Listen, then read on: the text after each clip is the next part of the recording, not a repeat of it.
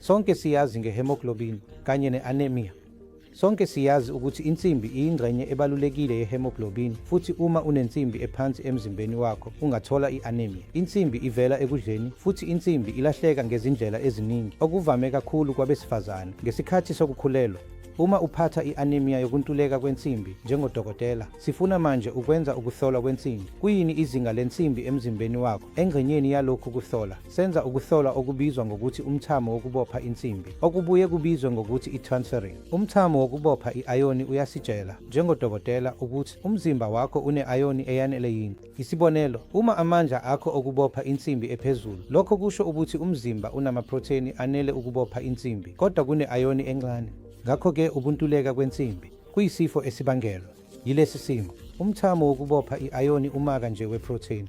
Inani eliphezulu lalo libonisa ukuthi insimbi emzimbeni wakho iphansi. Kodwa-ke kwezinye izimo, njengokuthi uma isiguli sinomdlavuza wesibindi okubizwa ngokuthi i-cirrhosis, iprotheni ikhiqizwa kancane. Ezimweni ezinjalo, amandla okubopha insimbi azoba phansi naphezu kokuntuleka kwe-iron. Ngakho-ke ukhumbula leso seluleko, amandla okubopha insimbi angasetshenziswa njengophawu lokuntuleka kwensimbi ukuze kuhlolwe uhlobo lwe-anemia njengodokotela.